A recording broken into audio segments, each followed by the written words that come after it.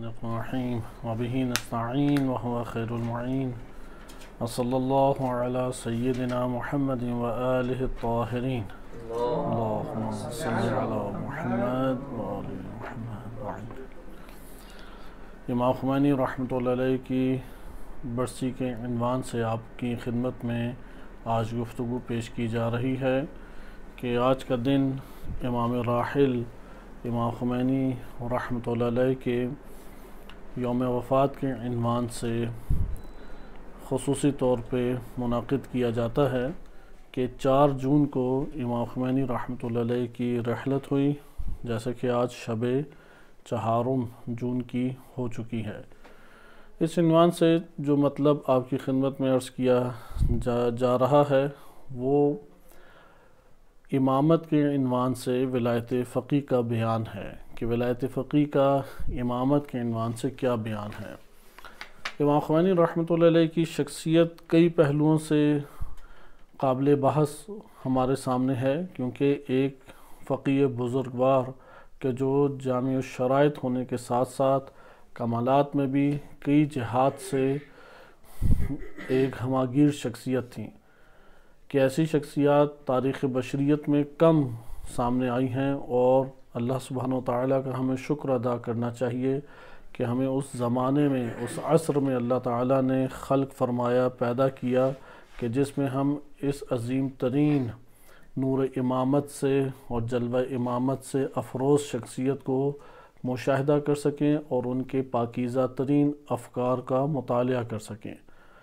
لہذا امام خمینی رحمۃ اللہ علیہ ایک ہماگیر شخصیت ہیں، جامع شخصیت ہیں، یعنی جہاں فقیہ بزرگوار ہیں وہاں پہ فقہ اور حدیث اور رجال اور منطق، فلسفہ، تفسیر، ان علوم میں دسترس رکھنے کے ساتھ ساتھ عملی میدان میں ایک مربی اور معلم اخلاق بھی ہیں، اس کے ساتھ ساتھ ایک عارف کامل بھی ہیں، ایک مجاہد عظیم بھی ہیں، اور سیاسی کمال، سیاسی بصیرت رکھنے والی شخصیت ہے. اسی طریقے سے ایک اور امتیاز جو امام خمینی رحمۃ اللہ علیہ کو بقیہ تمام تاریخ میں گزرے ہوئے بزرگ ترین فقہا کی نسبت حاصل ہوتا ہے، وہ یہ ہے کہ امام خمینی رحمۃ اللہ علیہ نے نظام کی صورت میں اسلام کا مطالعہ کیا. تاریخ جس طرح دیگران نے پڑھی امام خمینی نے بھی پڑھی، لیکن فرق کیا ہے؟ امام خمینی رحمۃ اللہ علیہ نے جب تاریخ کا مطالعہ کیا تو اس سے دین کے نظام کو سمجھا. روایات اور احادیث امام خمینی نے بھی پڑھی، دیگر بزرگان نے بھی پڑھی، لیکن طہارت نجاست کے احکام کے فقہی استنباط کے ہمراہ امام خمینی رحمۃ اللہ علیہ نے کامل طور پہ نظام کی صورت میں بھی دین اسلام کو مطالعہ کیا. لہذا خطبہ فدق میں جس طرح جناب سیدہ سلام اللہ علیہا نے امامت کو نظام کے عنوان سے متعارف کرایا، امام رضا علیہ السلام کی مرو کے مقام پہ ایک طولانی حدیث ہے جو امام کے بیان میں ہے، اس میں نظام کی صورت میں امام رضا علیہ السلام نے امامت کا تعارف کرایا ہے. اسی طرح اور ہمارے پاس احادیث، عقلی دلائل کے علاوہ روایات، آیات، روایات سے وافر دلائل موجود ہیں کہ دین اسلام ایک نظام کی صورت میں ہمارے سامنے اجاگر ہوتا ہے. جب یہ حقیقت ہمارے سامنے آئی تو یہاں سے امام خمینی رحمۃ اللہ علیہ کو ایک اور اس سے خود یہ بہت بڑا امتیاز ہے ان کی شخصیت کا، کیونکہ مبارزہ کرنے والی شخصیات تھیں فقہا میں لیکن قلیل تھیں. جیسے کہ بعض کے نام خود امام خمینی رحمۃ اللہ علیہ اپنے بیانات میں وہ لیتے رہے اور ان سے اپنے ادوار میں متاثر بھی تھے کہ بعض علماء و فقہا کی مجاہد شخصیت تھی اور ان کے جہاد اور مجاہدت، ان کا تذکرہ بھی امام خمینی رحمۃ اللہ علیہ نے اپنے کئی بیانات میں کیا ہے. مثلا کربلا میں دفاع کیا وہابیت سے، اسی طرح استعمار، انگریزوں کے استعمار سے دفاع کیا کئی جگہوں پہ، جن میں سے ایک شخصیت آیت اللہ کاشانی کی ہے کہ خود بیان کرتے ہیں کہ ما در زمانے خود مان ہم آقا کاشانی را دیدیم، کہ ہم نے خود اپنے زمانے میں آقا کاشانی کو دیکھا کہ جب ہم جوانی میں نجف میں تھے تو وہ ایک روحانی مبارز بودند، کہ آیت اللہ کاشانی ایک روحانی عالم تھے لیکن مبارز تھے. بس امام خمینی رحمۃ اللہ علیہ سے فقہا اس طور پہ مبارز تھے لیکن قلیل تھے، جنہوں نے استعمار کے خلاف، ظلم کے خلاف، بربریت کے خلاف قیام کیا۔ قیام کس معنی میں کیا؟ صدائے حق کو بلند کیا، لوگوں کو بیدار کیا، اپنی خاک اور اپنے وطن کی ان استعماری شکنجوں اور ہتھ کنڈوں سے انہوں نے حفاظت کی۔ لہٰذا یہ جو ہمارے پاس امر سامنے آتا ہے، اس سے معلوم ہوا کہ امام خمینی رحمۃ اللہ علیہ ان سے پہلے چند فقہا اگرچہ قلیل تھے لیکن مبارز تھے، لیکن یہ امتیاز جداگانہ طور پہ حاصل ہے کہ نظام کی صورت میں جامع مطالعہ کرنا اور پھر سیاسی دنیا میں ایک نظام کو متعارف کرانا ولایت فقی کے عنوان سے۔ کیونکہ مثلا شہید صدر رحمۃ اللہ علیہ کی بھی یہ خوبی ہے کہ وہ نظام کی جہت سے دین کا مطالعہ کیا، کیونکہ مفکر کہلاتا ہی وہ ہے کہ جو دین کے اجزاء کو آپس میں مرکب کر کے جوڑنے میں اور عمارت بنانے میں کامیاب ہو جائے، وہ مفکر ہے۔ مثلا اگر ایک شخص فقط آنکھ کا ڈاکٹر ہو تو اس نے صرف آنکھ کو مطالعہ کرے گا، وہ پورے جسم سے کاٹ کے آنکھ کو دیکھ رہا ہے، اس کی بنیاد پہ وہ آنکھ کی قیمت چہرے کے ہمراہ اور اس کی زیبائی اور اس کا حسن ممکن ہے چہرے کے ہمراہ نہ جانتا ہو۔ ایک فرد ہے کہ جو بالفرض دل کا ڈاکٹر ہے، وہ دل کی قیمت اور اہمیت کو جانتا ہے، لیکن پورے جسم کے ساتھ دل کہاں پہ ایڈجسٹ ہو کے کس طریقے سے ایک نظام کو برپا کرتا ہے، ممکن ہے کہ ہم ایک فرضی مثال اسے لے رہے ہیں، ممکن ہے کہ اس جہت سے اس نے انسانی باڈی کا مطالعہ نہ کیا ہو، قیمت اور اہمیت دل کی جانتا ہے، اس نے صرف دل کی جہت سے انسانی جسم کا مطالعہ کیا، اس لیے وہ آنکھ کی قیمت، زبان کی قیمت یا اس کا بہت علم نہ رکھتا ہو۔ یعنی ایسا ہوتا ہے کہ ایک فرد مطالعات کر رہا ہے اور اجزاء میں سے ایک جز کا مطالعہ کرتا ہے۔ جب ایک جز کا مطالعہ کرتا ہے تو بعض اوقات وہ ان اجزاء میں آپس میں ربط پیدا کرنے میں کامیاب نہیں ہوتا۔ اسی طریقے سے جب دین کا مطالعہ کیا جائے، فقط فقہ اور اصول کا مطالعہ عقائد اخلاق سے کاٹ کے کیا جائے، سیاسی افکار اور نظریات اور اجتماعی نظریات سے کاٹ کے کیا جائے، یہاں پہ فقہ اور اصول اس نے مطالعہ کی لیکن وہ ایڈجسٹ نہیں کر سکتا، وہ نہیں بتا سکتا کہ فقہ کا اخلاق سے یا فقہ کا مثلا آداب سے، سیاست سے، اجتماعی زندگی سے کیا تعلق ہے، نہیں بیان کر سکے گا۔ اسی طرح عقائد کا کیا تعلق بنتا نہیں بیان کر سکے گا۔ مفکر کون ہوتا ہے؟ مفکر وہ ہے کہ جس نے اسلام کے ان تمام اجزاء کا مطالعہ کیا اور اجزاء کو مطالعہ کرنے کے بعد ہر جز کو اس کے مقام کے اوپر رکھا، اور مقام پہ رکھنے سے، ربط قائم کرنے سے جو عمارت وجود میں آتی ہے وہ عمارت دین اسلام کی عمارت کہلائے گی۔ اس لیے مفکر اس سے پوچھیں کہ جگہ کہاں پر ہے کہ میں اس بحث کو رکھوں، کیونکہ اگر آپ ترتیب اوپر نیچے کر دیں تو ایسا ہی مجسمہ بنے گا کہ ٹانگیں اوپر ہیں اور سر نیچے ہو جائے۔ اگرچہ اس نے یہ اجزاء جوڑے، اجزاء کی قیمت کو جانا، اجزاء تک رسائی حاصل کی، لیکن چونکہ ترتیب اور جائیگاہ کو نہیں جانتا، اس لیے اب وہ جو ترتیب دے گا وہ ترتیب کجروی کا شکار ہو جائے گی، ٹیڑھے پن کا شکار ہو جائے گی۔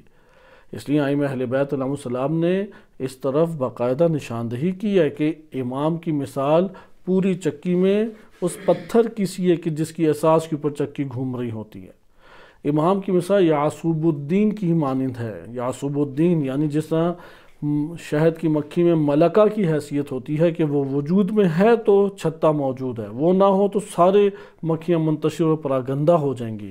امام کو اس سے تشبیہ دی گئی، لہذا جائیگاہ بتائی گئی، جگہ اور مورد بتایا گیا کہ امامت کی بحث کی جگہ کہاں پر ہے، فقہ کی جگہ بحث کی جگہ کہاں ہے، اخلاق کی بحث کی جگہ کہاں ہے، عقائد کی کہاں پہ، آداب کی کہاں ہے، پھر افکار اور نظریات کی بنیاد کیا چیز بنتی ہے، کہاں سے یہ سارے کا سارا سلسلہ شروع ہو رہا ہے۔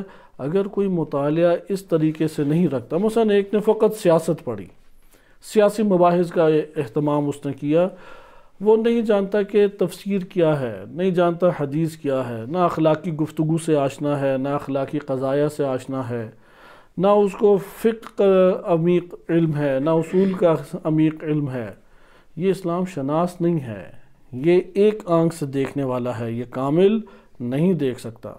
اسی طرح ہر علم کا مثلا صرف فلسفی ہے، وہ تمام کا تمام مطالعہ نہیں کر سکتا۔ اس لیے امام خمینی رحمۃ اللہ علیہ مفسر بھی ہیں، محدث بھی ہیں، فقیہ بزرگوار بھی ہیں، معلم اخلاق بھی ہیں۔ اسی طرح سے اسلامی سیاست کے اندر ایک ایسا نظریہ دینے والی شخصیت ہے کہ جنہوں نے اس نظریے کو قابل عمل بھی کیا۔ یہ اللہ تعالیٰ نے فقط تاریخ اسلام میں ائمہ اہل بیت علیہ السلام میں نبی صلی اللہ علیہ وسلم و امام علی و امام حسن علیہ السلام کے بعد امام زمان عجل اللہ تعالی فرجہ الشریف کی نیابت میں فقط امام خمینی رحمۃ اللہ علیہ کو یہ شرف حاصل ہوا کہ وہ نظریے کے اور آئیڈیالوجی کے بعد اس کو قابل عمل کرنے میں کامیاب ہو گئے، اس کو ایک ریاست میں قابل عمل کرنے میں، جسے پیادہ کرنا اسے کہتے ہیں، اسے نافذ کرنے میں، قائم کرنے میں بے توفیق الہی کامیاب ہو گئے۔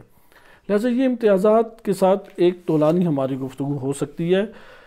ہم امامت سے ولایت فقیہ کے ربط کو قابل بحث قرار دیں اور اس میں نظریات پڑھیں امام خمینی کے، کہ میں چند بیانات امام خمینی رحمۃ اللہ علیہ کی آپ کی خدمت میں پڑھوں گا، جس سے آپ کے سامنے معلوم ہو جائے کہ کیا افکار و نظریات امام خمینی کے تھے۔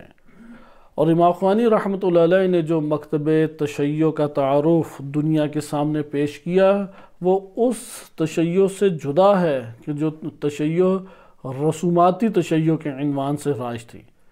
لہذا آج کے دور میں امام خمینی رحمۃ اللہ علیہ کے افکار اور نظریات جو قرآن و روایات اہل بیت علیہ السلام سے ماخوذ شدہ ہیں اور آشکار بدیہیات اور بینات میں سے شمار ہوتے ہیں، اس کی اساس پہ جو اسلام کا ڈھانچہ ہمارے سامنے آتا ہے وہ اس سے بہت جدا ہے کہ جو ہمارے پاس خطیبوں نے ممبروں میں یا عوام میں رسوماتی طور پہ اسے پھیلایا ہے۔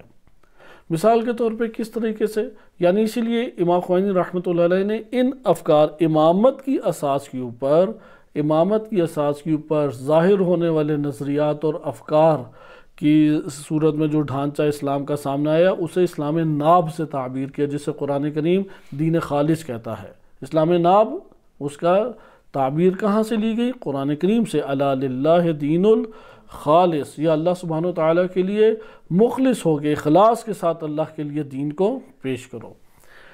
امام خمینی رحمۃ اللہ علیہ نے جس دین کو متعارف کرایا، وہ دین عزت کی راہ اور آزادی کی راہ سے سامنے آتا ہے، جس میں غلامی کا شائبہ نہیں ہے، جس میں ذلت اور خواری کا شائبہ نہیں ہے۔ وہ دین جو ظلم سے نفرت کرتا ہے، وہ دین جو عدل و انصاف کی حاکمیت کا تقاضا کرتا ہے، وہ دین جو قانون کی بالادستی کا تقاضا کرتا ہے، یہ دین تعارف کرائے امام خمینی رحمۃ اللہ علیہ نے۔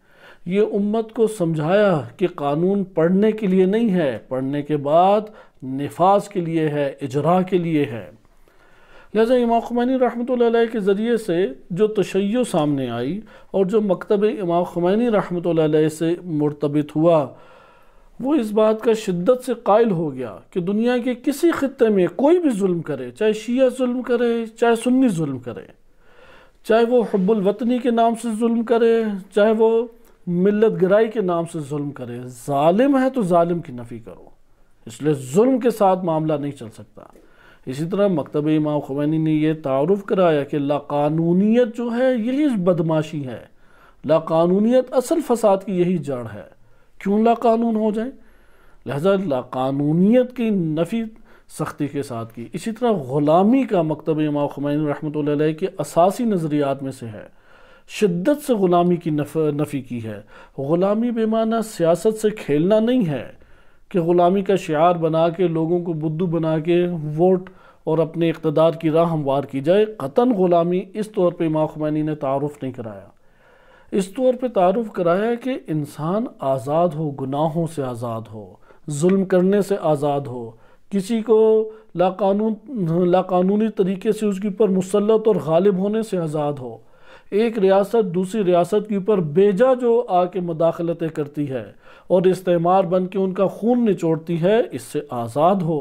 لہذا آزادی کا درس دیا، عزت کا درس دیا، کیوں ذلت کو قبول کر لیں، جتنا خوف زدہ کریں، کتنا ڈرائیں، اس ڈر اور خوف کا کوئی اثر نہیں لینا چاہیے، عزت کے ساتھ وہ مبارزے کے لیے تیار ہو جائے، لیکن ظالم کے سامنے، دشمن کے سامنے کسی صورت جھکنے کے لیے تیار نہ ہو۔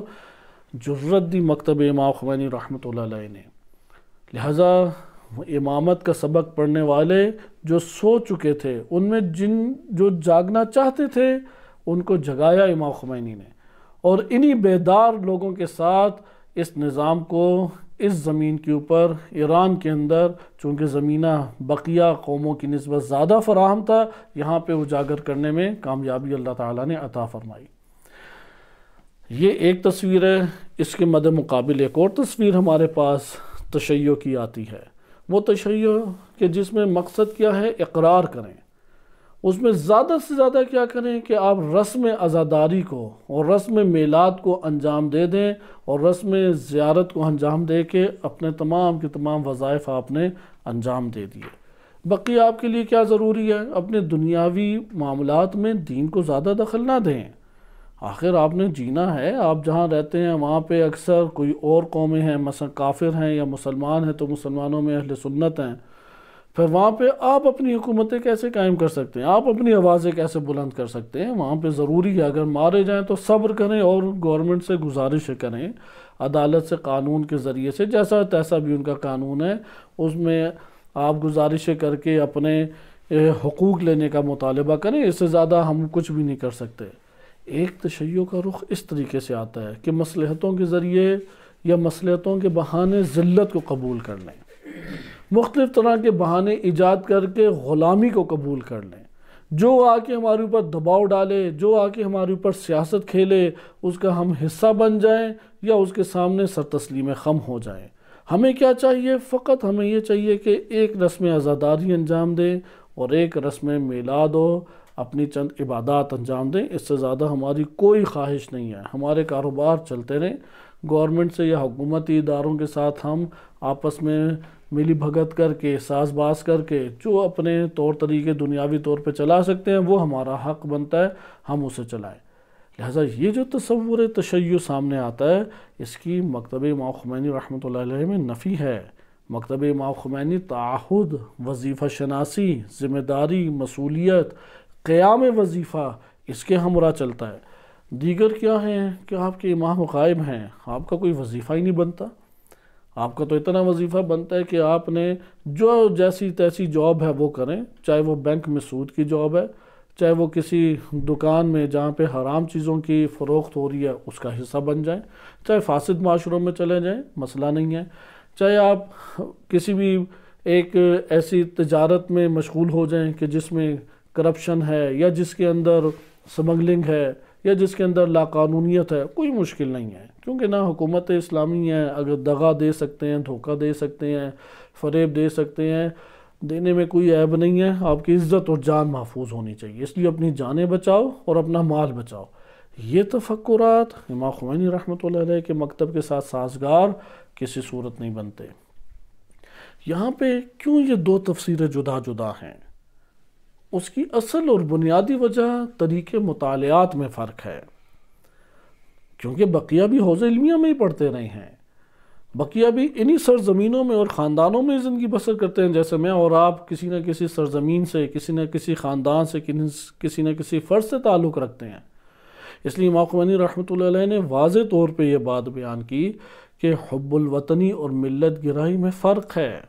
حب الوطنی سے ہمیں کوئی جھگڑا نہیں ہے، وہ کرے اپنے علاقے سے محبت، کیا اس میں عیب ہے، لیکن ملت گرائی نہیں ہونی چاہیے کہ نہیں اسلام کے اوپر ملت گرائی کو، قبائلیت کو، لسانیت کو، علاقائیت کو آپ وہ فوقیت دینے لگ جائیں۔ بالآخر جو فوقیت دے گا وہ اسلام سے جائے گا۔ اس لیے ابھی میں آپ کی خدمت میں بیان پڑھتا ہوں، کیونکہ ادھر ایران کے اندر سب سے بڑا فتنہ امام خمینی رحمۃ اللہ علیہ کے دور میں یہی کھڑا کیا گیا۔ وہ کہتے تھے صرف ملت کی بات کی جائے، یعنی ایرانیت کی بات کی جائے، ہم اپنے ملک میں ہو تو کہا جائے صرف پاکستانیت کی بات کرو، تمہارا کیا فرقہ ہے، ہمیں اسے کوئی غرض نہیں، شیعہ ہو، سنی ہو، ہندو ہو، سکھ ہو، بدھسٹ ہو، ہمیں اسے کیا پریشانی، تم جاؤ جو مرضی کرنا چاہتے ہو، تم ابھی صرف پاکستانیت کی بات کرو، تم صرف ایرانیت کی بات کرو۔ یہ ملت گرائی ہے۔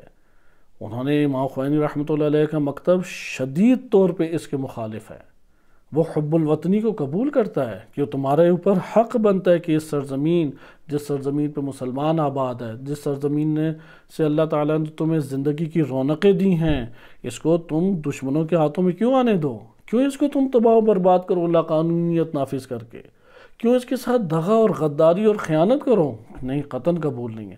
لیکن یہ بھی قبول نہیں ہے کہ اس کی محبت کی وجہ سے اسلام کا بیڑا غرق کرو، اس کی وجہ سے اسلام کے مخالف ہو جاؤ، اس کی وجہ سے اسلام اور دین اور امامت اس کی جڑیں کاٹنے لگ جاؤ، یعنی اس ملت گرائی کی وجہ سے اور وطنیت کے نام پہ امام حسین علیہ السلام کے گلے پہ تم بھی خنجر چلانے لگ جاؤ، لیکن بقیہ ڈائریکٹ چلا رہے ہیں، تم انڈائریکٹ چلاؤ۔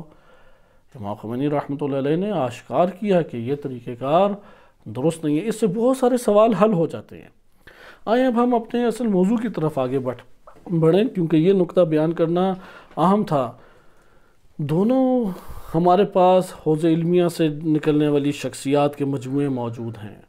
ایک وہ مجموعہ علماء ہے آج کے دور میں جو ببرکت امام خمینی رحمۃ اللہ علیہ دین کو نظام کی صورت میں مطالعہ کرتا ہے، صرف اور صرف اسے علم کی جہت سے نہیں لیتا کہ 20 کے 20 نمبر یا 100/100 نمبر لے لیے، کوئی 2-4 جامعۃ المصطفیٰ سے حوض علمیہ سے تمغے لیے، سندیں لیں، اور اس کے بعد گھر میں اس کا وہی غربی سلسلہ جاری ہے۔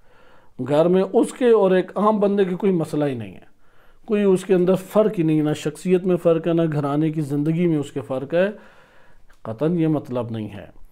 جس نے دین کے نظام کی صورت میں مطالعہ کیا، اس کا موقف، اس کا قدم، خطرات سے ہر ایک نے اپنی زندگی میں دوچار ہونا ہے، لیکن کس اعتبار سے دوچار ہو؟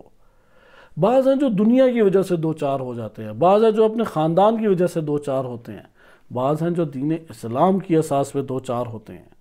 لہذا ہر نفع بھی ہمیں کسی نہ کسی جہت سے ملنا ہے، نقصان کا بھی ہم نے کسی نہ کسی جہت سے سامنا کرنا ہے۔ اس لیے جب نظام کی جہت سے ہم پڑھیں گے تو ہمارا موقف، ہمارا قدم، ہماری فکر، ہماری گفتگو، ہمارا عمل، وہ سارا کا سارا اس سے کئی گنا جدا آپ کو نظر آئے گا اس فرد کے یا اس عالم روحانی کے کہ جس نے دین کو جز کی صورت میں پڑھا ہے، نظام کی صورت میں مطالعہ نہیں کیا۔ یعنی فقہ اور اصول کا تو ماہر ہے، وہ علم رجال اور علم حدیث کا تو ماہر ہے، لیکن امامت کے اثرات کو انسان کی زندگی پہ کیا مرتب ہوتے ہیں آشنا نہیں ہے۔ توحید کتابوں کی حد تک تو اسے آتی ہے، لیکن زندگی میں توحید اسے کوئی نظر نہیں آتی۔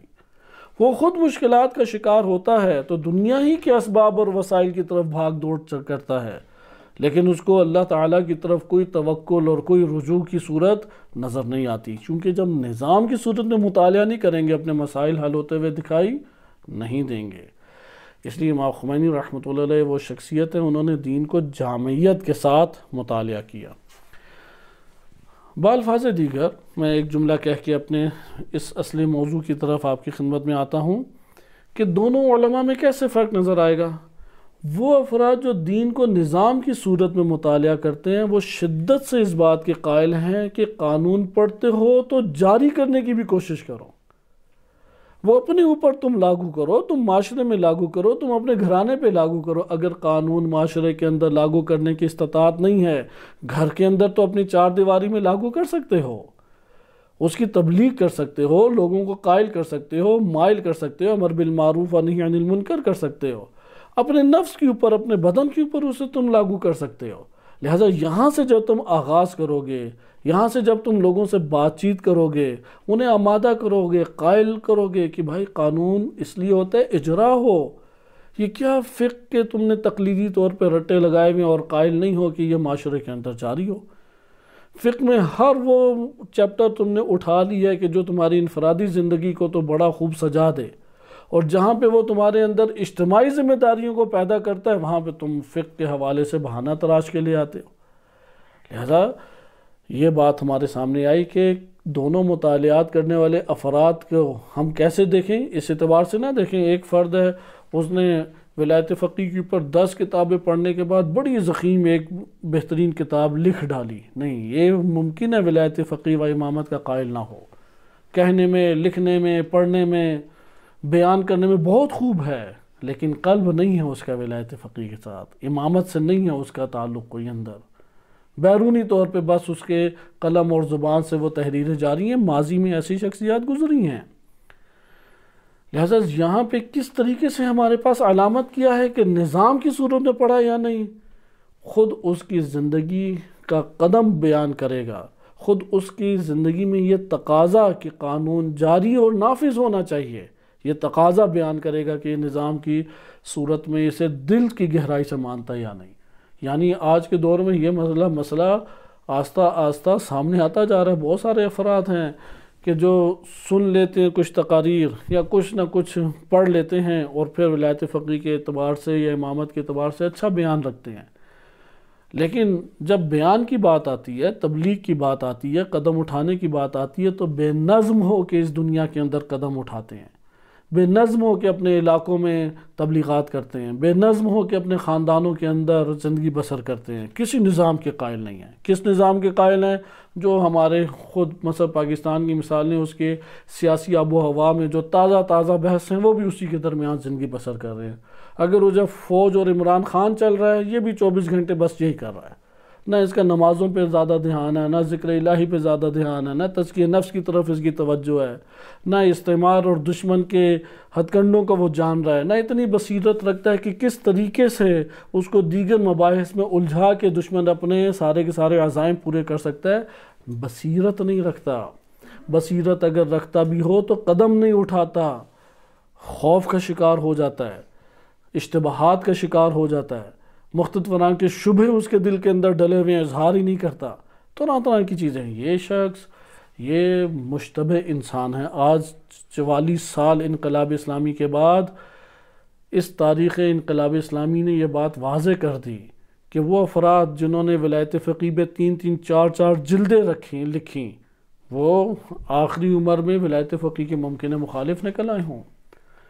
وہ افراد جن کی ساری عمر وہ میدان جنگ میں یا بڑے بڑے عہدوں پہ اہم ترین ذمہ داری انجام دیتے ہوئے یا جیلوں کے اندر زندانوں میں سخت ظلم و ستم و تشدد برداشت کرتے ہوئے گزری، لیکن آخری عمر میں اس نظام اور نظام کے مخالف ہو گئے۔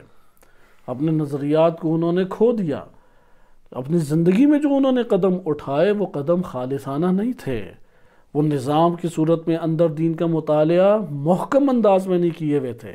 اگر انہوں نے فقط علمی تصوراتی طور پہ جانا تھا تو اس کو قلب کے ساتھ انہوں نے قبول نہیں کیا ہوا تھا، لہذا تاریخ نے آشکار کیا، کیونکہ ہر انسان کی زندگی ایک درخت کی مانند ہوتی ہے کہ ایک درخت جس طرح زمین پہ اگتا ہے تو ظاہراً ایسا ہی دکھائی دیتا ہے، بڑا سایہ دار اور پھلدار اور میٹھا پھل دینے والا درخت ہوگا، لیکن جب یہ درخت بڑھ جاتا ہے، یعنی انسان جب ادھیڑ عمر میں اور بڑھاپے میں آتا ہے تو تب اپنی پوری زندگی کا خلاصہ سامنے پیش کر دیتا ہے، اس کا پھل بھی لگا ہے یا نہیں۔ اگر پھل لگا ہے تو زہر سب کو پہنچا رہا ہے یا مٹھاس پہنچا رہا ہے؟ آیا سایہ دے رہا ہے یا سورج کی تپش میں اپنے آپ کو گنجا اور بنجر کر کے خود سورج کی تپش کو پہنچانے والوں میں سے ایک یہ سبب بن چکا ہے؟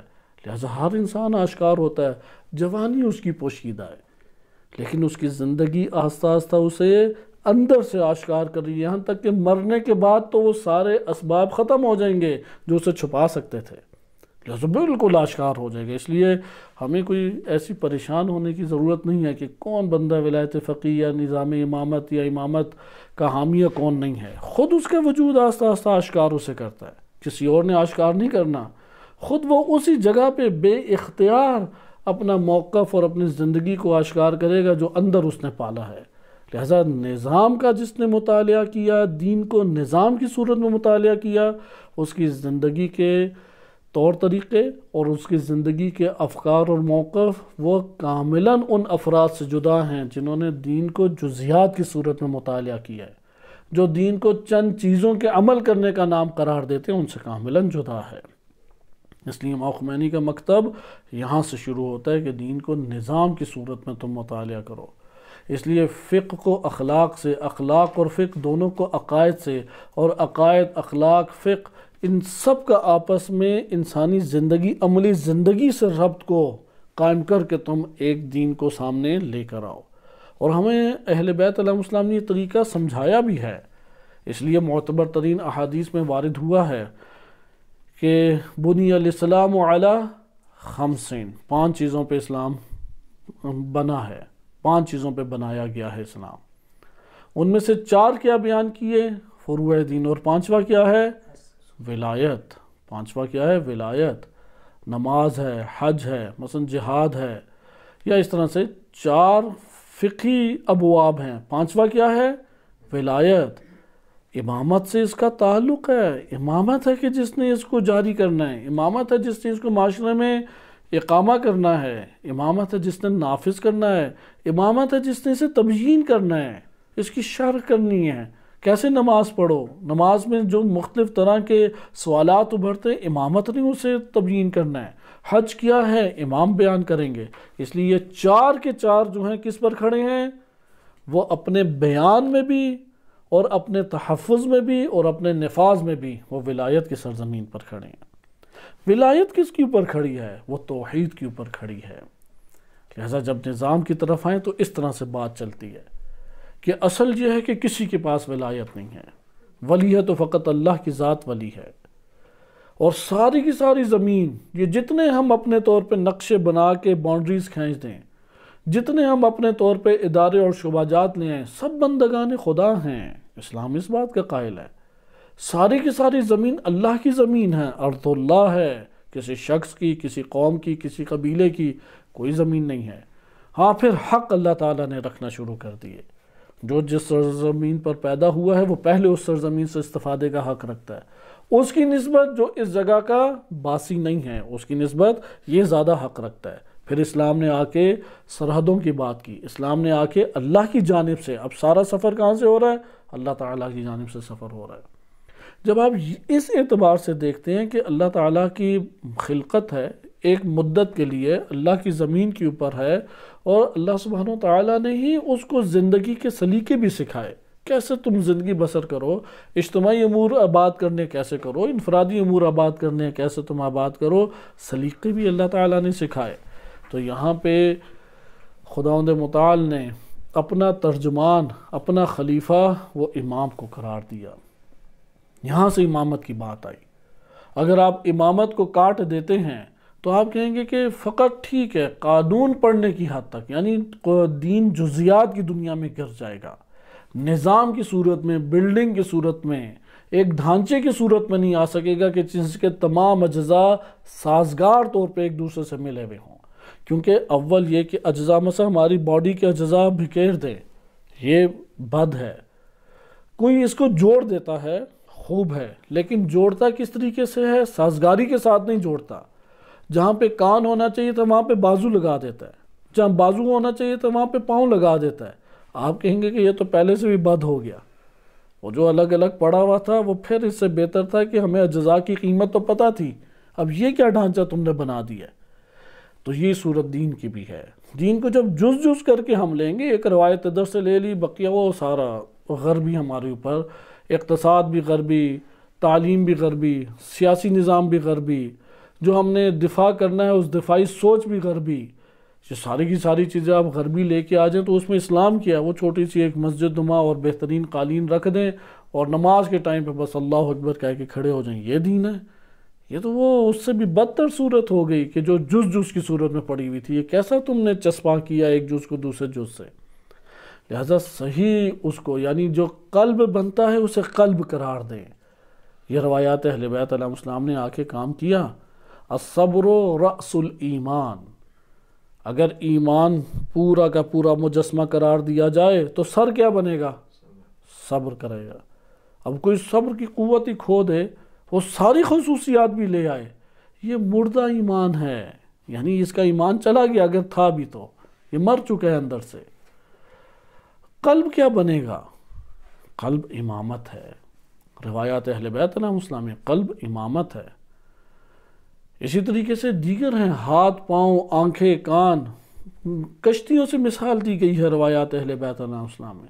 تقویٰ ہے کہ اس سمندر کے اندر تم نے جس سے اس کشتی کو چلانا ہے، وہ بادبان کیا چیز ہے، وہ کشتی کا کپتان مثلاً کون ہے، ملاح کون ہے، روایات نے بیان کیا۔ ایک بار بار تمثیلی مثالیں دے کے، اسے کہتے ہیں تمثیلی مثالیں، تمثیلی مثالوں سے دین بتایا، اور تمثیلی مثالوں سے بتاتے ہوئے مرکز کس چیز کو قرار دیا؟ امامت کو۔ امامت قائم ہے تو پورا دین کا نظام قائم ہے، امامت کو گرا دیا تو پورا نظام دین گر جائے گا، اس کے اجزاء بھی صحیح طرح سے چسپا نہیں ہو سکیں گے۔ اس لیے سب سے پہلے امامت کا اقامہ ضروری ہے۔ نظاما للمسلمین، روایات اہل بیت علیہ السلام کے کلمات ہیں۔ اہل اسلام کے لیے کیا ہے؟ یہ نظام کی حیثیت امامت رکھتا ہے۔ اب جب آپ امامت کی جانب سے آتے ہیں تو امام خمینی رحمۃ اللہ علیہ کے دور میں اور آج بھی یہ امر آج بھی موجود ہے کہ مختلف طرح کے شعبہ جات جو انسانی معاشرے میں ہیں، دیکھنے میں سیاست سے جدا ہیں لیکن سیاست کے اوپر انتہائی گہرے طور پہ اثر انداز ہیں۔ مثلا کمیونزم کا جو نظریہ تھا وہ اقتصاد اور تاریخ کی دنیا میں دیا گیا، مارکسزم کا جو نظریہ تھا وہ تاریخ اور اقتصاد کی دنیا میں تھا، لیکن اثر کہاں پہ اس کا پڑا؟ حاکمیت کے اوپر پڑا۔ نمبر 2 دین کے اوپر پڑا۔ اسی طریقے سے آپ بقیہ کوئی اور نظریات لے آئیں کہ دفاع کے حوالے سے کہ پہلی اور دوسری جو جنگ عظیم بھیانک ترین جنگیں ہوئیں کہ 5 کروڑ بندے قتل و غارت کا نشانہ بنے، 5 کروڑ، ایک ملک کی آبادی اتنی بنتی ہے آج کے دور میں، 5 کروڑ بندے لقمہ اجل بن گئے۔ کیا پیچھے نظریہ تھا؟ آزادی۔ کس نام پہ آزادی؟ کہ قومیت کی اساس کے اوپر آزادی کا تصور، ہر ملک تقسیم ہو جائے، جیسے یورپ اسی طرح تقسیم ہوا، اسی طرح عرب دنیا تقسیم ہوئی، دولت عثمانی کہلاتی تھی جس کا دارالخلافہ کیا تھا؟ ترکی۔ عراق ایک صوبہ تھا، شام ایک صوبہ تھا، مدینہ منورہ یہ قیمتی اور مذہبی شہر تھے اس لیے ان کو کسی کا حصہ نہیں شمار کیا گیا تھا۔ اس طرح ایک ملک بنتا تھا، اس ملک کو کئی ممالک میں تقسیم کر دیا، اور سب کی جنگیں جو ہیں وہ کس اساس کے اوپر ہوئی؟ وطنیت کے نام پہ جنگیں ہوئیں، اور سب نے ایک دوسرے کو ذبح کیا وطنیت کے نام پہ۔ وطنیت کے نام پہ انسانیت کا بے دریغ خون بہایا گیا، بے دریغ خون۔ آج بھی وطنیت کے نام پہ لوگوں کو استعمال کیا جاتا ہے، بھڑکانا کوئی مشکل ہی نہیں ہے۔ اس لیے وہ آزادی کا کیا مطلب تھا؟ وہ کہتا ہے مطلب نہیں پتہ لیکن لینی ہے آزادی۔ اسے کہ بھائی حب الوطنی کا کیا مطلب ہے؟ کہتا ہے یہ نہیں پتہ لیکن بہرحال میں اپنے ملک کا ہی حامی ہوں، دوسرے ملک کا میں دشمن ہوں، دوسرا ملک شیعہ ہو، سنی ہو، مسلمان ہو، غیر مسلم ہو، ہمسایہ ہو، غیر ہمسایہ ہو، میں نے اس سے دشمنی کرنی ہے کیونکہ دوسرا ملک ہے۔ 5 کروڑ بندے لقمہ اجل اس سے بنے، لہذا آہستہ آہستہ آئیڈیالوجی کی یہ جنگیں شروع ہو گئیں۔ اس ٹائم طریقہ کار مختلف ہوا، بندے اسی طرح مر رہے ہیں جیسے پہلے 5 کروڑ بندے اسلحے کی جنگ سے مرے۔ آج کے دور میں جنگ کا طریقہ کار فکری طریقہ کار اور کلچرل طریقہ کار ہو گیا۔ فرہنگ کو اختیار کرو، فرہنگ کو تم بچھاؤ، فکر کے حوالے سے کام کرو، فکر فاسد کر دو اندر سے۔ طالب علم رہے، مدرسے میں اصطلاحات پڑھنی ہے پڑھتا رہے، مسجد میں اس نے عبادتیں کرنی ہے کرتا رہے، حرموں میں زیارت کرنی ہے کرتا رہے، بیت اللہ میں حج کرتا رہے، ہم نے کب منع کیا ہے؟ لیکن سیاسی طور پہ ہماری سوچو، ڈیموکریسی کی کوئی باتیں کیا کرو، دفاعی طریقوں میں اسی اساس پہ دفاع کرو کہ بھائی ہم ملت گرائی کا نظریہ رکھتے ہیں، نیشنلزم کا نظریہ رکھتے ہیں، اسلام کی بات نہیں کرنی۔ اسلام کی بات کرو گے تو نمونے انہوں نے پیدا کیے طالبان اور داعش کے نام سے کہ تم ان کی بات کرتے ہو۔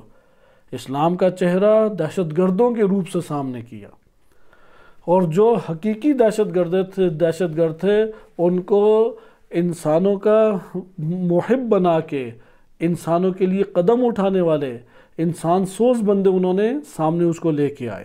لہٰذا آپ نے ملاحظہ کیا کہ اس ٹائم فکری طور پہ ایک جنگ جاری ہے، فکری اغوا کیا جاتا ہے، اشتباہات ایجاد کیے جاتے ہیں اور پھر بندوں کو آسانی سے خریدا جاتا ہے۔ آج کل خریداری جو ہے وہ اغوا کی صورت میں ہے لیکن کم ہے، زیادہ تر جو اغوا ہے شبہات کی صورت میں ہے، زیادہ تر جو اغوا ہے فکری اور کلچرل طور پہ اغوا کیا جاتا ہے، اس کے بعد وہ ان کا بندہ، جس ملک میں وہ ان کا بندہ بن جاتا ہے۔ لہٰذا آپ یہ دیکھیں کہ کیا آج کی نوعیتیں ہماری بن گئی ہیں۔ آپ ایران کے اندر آپ نے دیکھا، ایران کے بڑے بڑے جو دین کے واقعی مخلص تھے، جنہوں نے واقعی انسانیت کی خدمت کی، جنہوں نے عالم اسلام کا دفاع کیا، انہیں مارا کس نے؟ ایرانی نے مارا۔ آپ سوچیں یار ایرانی کس طریقے سے دوسروں کے ہتھے چڑھ گیا۔ پاکستان کا حال بھی یہی ہے، پورے پاکستان کو جس نے دشمن سے بچایا، پورے پاکستان کے اندر جس نے اپنی پوری زندگی خرچ کر کے ایٹم بم بنایا، محسن پاکستان عبدالقدیر خان، بیچارے کے ساتھ کس نے یہ سلوک کیا؟ ہمارے دفاعی اداروں نے یہ سلوک کیا، ساری کی ساری اس کی چیزیں چھین لی، بیچارہ فٹ پاتھ پہ آ کے بیٹھ گیا، روتا دھوتا شکوے کرتے ہوئے اس دنیا سے رخصت ہو گیا۔ کیوں؟ کس نے یہ خراب کاری کی؟ ادھر تو وہ اپنے وطن میں ہے، اپنے گھر میں ہے، لیکن اپنے گھر کے اندر چھت میسر نہیں ہے، اپنے گھر کے اندر علاج میسر نہیں ہے، اپنے گھر میں عزت میسر نہیں ہے. کیوں؟ ذہن کو فاسد کیا، فکر کو تبدیل کیا، پیچھے سے آئیڈیالوجی کو تبدیل کر دیا. اس لیے آئیڈیالوجی تبدیل ہو جائیں، بھائی بھائی کو دشمن دیکھنے لگ جائے گا، اپنا ہم شہری جو ہے وہ دشمن نظر آنے لگ جائے گا. لہٰذا آپ نے ملاحظہ کیا کہ یہاں پہ امام خمینی رحمۃ اللہ علیہ ایک خدائی کرامت و معجزہ بن کے انسانیت میں ابھرے. انہوں نے اسلام کے عنوان سے سلامتی کو پیش کیا، ایمان کے اعتبار سے امنیت کو پیش کیا، امن کو پیش کیا کہ امن آئے گا ایمان سے، سلامتی آئے گی اسلام سے. اصل فکر کو واپس لوٹایا کہ جہاں پہ انحراف پیدا کر دیا گیا تھا. لہذا یہاں پہ اگر امام خمینی رحمۃ اللہ علیہ اس وقت نہ ابھرتے تو جس طرح سے آج ہر بینک کا نام کیا کر دیتے، اسلامی بینکاری، یعنی اندر سے وہی فاسد ہے، اس کے اوپر کیا ہے وہ داڑھی اور ٹوپی اسے پہنا کے اسلامی بینکاری نام رکھ دیا، اندر سے تو ویسا ہی ہے مولانا. تو اسی طریقے سے یہاں پہ کیا انہوں نے حکومتی نظاموں میں کرنا شروع کر دیا، اسلامی کمیونزم، اسلامی سوشلزم، اسلامی جمہوریت، اسلامی فلاں، اسلامی فلاں، اس طریقے سے گٹھ جوڑنے لگ گئے. اندر کو تبدیل نہیں کیا، بیرونی طور پہ صرف عنوان اسلام کا پہنا کے کہا کہ بس یہ اسلام ہے. لہٰذا یہاں پہ امام خمینی رحمۃ اللہ علیہ نے اصل امامت سے استفادہ کیا. امامت کا نظریہ چند پہلوؤں سے ہمارے سامنے بیان کیا جاتا ہے، کیونکہ امامت آج آپ کی خدمت میں تفصیل سے نقطہ ذکر نہیں کیا جا سکتا. امام خمینی رحمۃ اللہ علیہ نے آیات اور روایات کی اساس پہ، نہ کہ دیگر مکاتب کی کتابوں کو پڑھ کے، نہ کہ کسی اور دنیا کے اندر اٹھنے والی تحریکوں سے متاثر ہو گیا، ایسا قطعاً نہیں ہے. خالص قرآن کریم و روایات اہل بیت علیہ السلام کی اساس کے اوپر امام خمینی رحمۃ اللہ علیہ نے امامت سے نیابت کا نظریہ دیا. امامت میں جو نیابت ہے یہ ولایت فقیہ کہلاتی ہے. ولایت فقیہ کوئی اور ثمرہ نہیں ہے، درخت امامت کا وہ پھل ہے کہ جس سے غیبت امام زمان علیہ السلام میں استفادہ کیا جا سکتا ہے. لہذا امامت کا نظریہ کیا تھا کہ نبی صلی اللہ علیہ وسلم کے ذریعے سے اللہ سبحانہ وتعالیٰ نے قانون کو اتار دیا، شریعت کے عنوان سے عقائد اور افکار کو بیان کر دیا، اخلاقیات کو بیان کر دیا، معارف کے عنوان سے سب کچھ بیان کر دیا. اب بیان کے بعد نفاذ کی بات ہے. لہٰذا نفاذ کی جب بات آئی، اجرا کی جب بات آئی تو یہاں حکومت چاہیے. حکومت اجرا کے بغیر نہیں چاہیے، کوئی اس کا دخل نہیں ہے. اس لیے آیت اللہ جوادی عاملی حافظہ اللہ تعالیٰ کا آپ نے جملہ سنا ہے اور درسوں میں ہم نے پڑھا ہے کہ اگر حکومت سے یہ وظیفہ اجرائے قوانین کی انجام دہی مقصود نہ ہو تو اس سے پسترین چیز کوئی نہیں ہے. بکری جب چھینکتی ہے تو اس کی ناک اور منہ سے جو نکلتا ہے، امام علی علیہ السلام فرماتے ہیں میری نظر میں حکومت اس سے بھی بدتر ہے. آپ غور سے اب جا کے بکری کو دیکھیں نکلتا کیا ہے، اس سے بھی بدتر ہے جس کے لیے سارے مر مٹے ہیں. امام فرماتے ہیں کہ ذیقار میں جنگ جمل کے وقت اپنا جوتا گانٹھ رہے تھے تو اس ٹائم ابن عباس سے کہا کہ کیا قیمت ہوگی، تو انہوں نے ہچکچاتے ہوئے کہا کہ یا مولا اس کی تو کوئی قیمت نہیں ہوگی، اتنے اس کے اوپر پیوند لگ چکے، یعنی اس اعتبار سے کہ پیوند لگ چکے، قابل استفادہ نہیں ہے. امام نے فرمایا کہ میری نظر میں تمہاری اس حکومت سے بہتر یہ جوتی ہے، یہ جوتی اس سے بہتر. ان کے کلمات دیکھیں امام کے کہ اگر وظیفے کی ادائیگی نہ ہو تو یہ حکومت، یہ حاکمیت، یہ سلسلہ ہے سارا کا سارا دولت اور حکومت، اس کی قیمت یہ ہے. پھر ایک اور مثال نہج البلاغہ میں کیا ہے کہ ٹڈی جو اپنے دانتوں سے کاٹتی ہے ایک پتے کو اور وہ جو ذرات نیچے گرتے ہیں، میری نظر میں تمہاری حکومت ان ذرات سے بھی پستر اور بدتر ہے، یہ زیادہ قیمتی ہے میری نظر میں. کیوں میں اس حکومت کو لینا چاہتا ہوں؟ اجرائے قانون کے لیے، مظلوم کو حق مل جائے، ظالم کو قابو کیا جائے، قانون کو لاگو کیا جائے. یہ جو بدماش اور وڈیرے بیٹھے ہوئے ہیں ان لوگوں کو قابو کر کے نجات انسانیت کو دی جائے. یہ جب بات ہمارے سامنے آئی کہ امامت اس مقصد کے لیے ہے، اب معلوم ہوا کہ امامت تو وہ اجرائے قانون و بیان قانون کے لیے تھی. یہ تو عدل و انصاف کے قیام اور ظلم و ستم کے خاتمے کے لیے اللہ نے امامت کو رکھا. اس سے افضل ترین اور بڑھ کر وظیفہ کیا ہو سکتا ہے؟ تمام انبیاء علیہ السلام جو کچھ لے کے آئے وہ کس مقصد کے لیے تھا؟ آیا گھروں میں بیٹھ کے جز کی صورت میں چند چیزیں میں نے جمع کی، چند چیزیں دوسرے نے جمع کی، کچھ ہماری مشترک چیزیں ہیں، یہ جزیاتی دین اکٹھا کر کے ثواب کا فلسفہ اگر ابھار لیں تو آیا کیا اس کے لیے قرار دیا گیا؟ یقیناً اس کے لیے نہیں تھا۔ تمام کے تمام انبیاء علیہ السلام نے جس مقصد کے لیے یہ قربانیاں دی، زحمتیں اٹھائیں، اپنی جانوں کو داؤ پہ لگایا، لوگوں کی گالیوں کو برداشت کیا، ان سب کا ہدف کیا تھا کہ اللہ سبحانہ وتعالیٰ کے قانون جاری کر کے حاکمیت الہی کو لوگوں کے قلوب کے اوپر، معاشروں کے اوپر برپا کیا جائے۔ اس مقصد کے لیے انہوں نے قدم اٹھایا۔ اچھا، یہ مقصد فقط اور فقط امام زمان عجل اللہ تعالیٰ فرجہ الشریف کی غیبت صغریٰ سے پہلے تک تھا یا نہیں؟ غیبت کے بعد بھی یہ فلسفہ باقی ہے؟ وہی اہل سنت والا سوال۔ اہل سنت نبی صلی اللہ علیہ وسلم کی رحلت کے بعد کہتے ہیں کہ نہیں، انہوں نے کسی کو نہیں امام بنایا، امت کے اوپر چھوڑ دیا، خود ہی امام بنائے، کیونکہ وہ بقیہ حجج الہیہ کے سلسلے کے قائل نہیں ہیں۔ حجت الہی کا اختتام کس کے اوپر کرتے ہیں؟ نبی صلی اللہ علیہ وسلم، اور پھر یہ دعویٰ کرتے ہیں کہ رسول صلی اللہ علیہ وسلم امت کے درمیان کسی کو اپنا نائب اور اپنا خلیفہ اور اپنا رہبر و امام چھوڑ کر نہیں گئے۔ لوگوں کا وظیفہ ہے کہ جس طرح سے وہ جو شکل اختیار کر سکیں کر لیں، اور یہ بڑی شدت کے ساتھ غامدی صاحب ہیں یا اس طرح سے اہل سنت بڑے بڑے مفکرین ہیں بعض، وہ بڑی شدت سے یہ کہتے ہیں کوئی بھی تم سلسلہ اٹھا لو، کیونکہ اسلام نماز پڑھنے سے غرض رکھتا ہے، نماز پڑھو، بقیہ کوئی بھی تم سلسلہ حکومت لے آؤ، ہمیں اس سے غرض نہیں ہے۔ اسی طریقے سے ہم ایک اور سوال کرتے ہیں، وہ نبی صلی اللہ علیہ وسلم کے بعد اس بات کے قائل آ جائیں 260 ہجری کے بعد امام زمان عجل اللہ تعالیٰ فرجہ الشریف کی غیبت کے بعد آیا کوئی ہے جو امت کو سنبھالے؟ آیا ہے جو امت کے امور کو چلائے؟ ادھر تو آپ مناظروں کی کتابیں پڑھیں، عقلی دلیلیں لا کے شیعوں نے اتنا شور مچایا کہ ان کو دبا دیتے ہیں اہل سنت کو۔ ایک عاقل انسان کیسے یہ کام کر سکتا ہے؟ پوری امت کو جھگڑے میں ڈال کے چلا جائے اور کسی کو اپنے پیچھے کوئی نائب نہ بنا کے جائے، کسی کو خلیفہ نہ بنا کے جائے، وہ تو سارے لڑ جھگڑ کے مر جائیں گے۔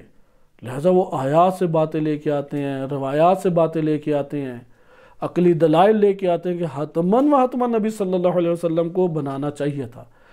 یہی سارے کے سارے دلائل 260 ہجری کے موقع کے اوپر بھی تو ہمیں دینے چاہیے۔ کوئی تو ہو کہ جس نے مسلمانوں کے امور کو نیابت میں چلانا ہے، کیونکہ جو قانون کی حیثیت اور اہمیت معاشرے کے اندر وہ 260 ہجری تک تھی، اس کے بعد کیا نہیں ہے؟ تو قیامت کون سا زمانہ زیادہ طولانی ہے؟ 260 سے ہجری سے لے کے 2023 تک ابھی کا، یا وہ جو 260 ہجری ہے فقط اس کا؟ یقیناً اگر اس دور میں قانون کے بیان، قانون کی تشریح اور اس کے اجراء کی قیمت اور اہمیت تھی، آج کے دور میں بھی اسی طریقے سے باقی ہے۔ لہٰذا 260 ہجری سے پہلے جو شریعت کی اور شریعت کے اجراء کی اور مسلمانوں اور امت اسلامیہ کے اوپر ان کے امور کو چلانے کے لیے حاکم کی ضرورت تھی، اور جو ان کی حدود اور سرحدوں کی حفاظت اور صحیح دین کو ان کے اندر نشر کرنے کی ضرورت تھی، وہ ضرورت 260 ہجری کے بعد باقی ہے، اور یہ وظیفہ باشرائط علماء و فقہاء کا ہے۔ اس کو کہتے ہیں ولایت فقیہ۔ ولایت ادھر بے معنی حکومت ہے، کوئی اور معنی نہ لیں۔ ولایت ولی سے ہے، اگرچہ ہمارے ہاں یہ ایک اختلافی بحث بن گئی، کیونکہ کلمہ ولی ہے وہ تو ائمہ علیہ السلام نے استعمال کیا کہ مالک اشتر کو والی کہا، محمد بن ابی بکر کو والی کہا، عبداللہ ابن عباس کو والی کہا، خود نہج بلاغہ میں اس کا تذکرہ ہے۔ اسی طریقے سے کلمہ امامت حقیقت میں عمومی لفظ ہے، کلمہ امامت عمومی لفظ ہے، لیکن ہمارے ہاں ذہنوں میں مختص ائمہ اہل بیت علیہ السلام کے لیے کر دیا گیا، اور پھر علماء بھی اکثر بیشتر قائل ہیں کہ نہیں، یہ امام معصوم کے علاوہ نہ استعمال کیا جائے، وإلا عالم اسلام میں عمومی استعمال ہوتا تھا۔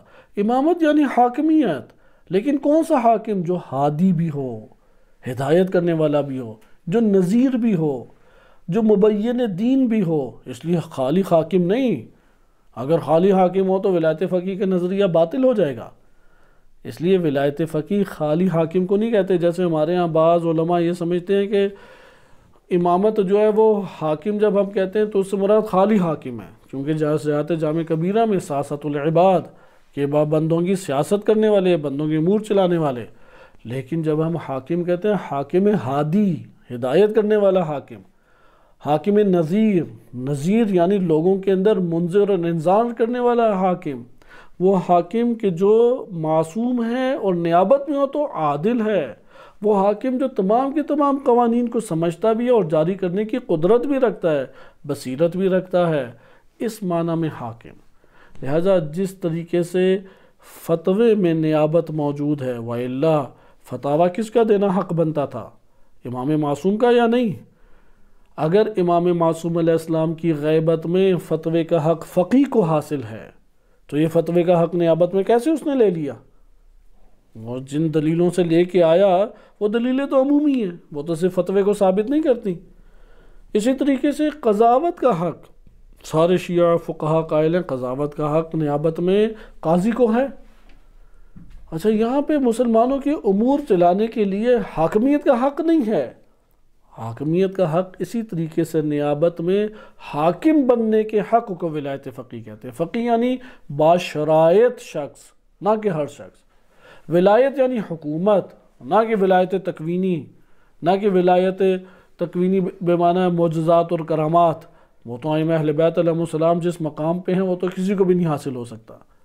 وہ جو قدرت اللہ تعالیٰ نے انہیں ولایت دیا وہ تو کسی کو بھی نہیں، امام خمینی رحمۃ اللہ علیہ یا مابعد کسی کو بھی حاصل نہیں ہو سکتی۔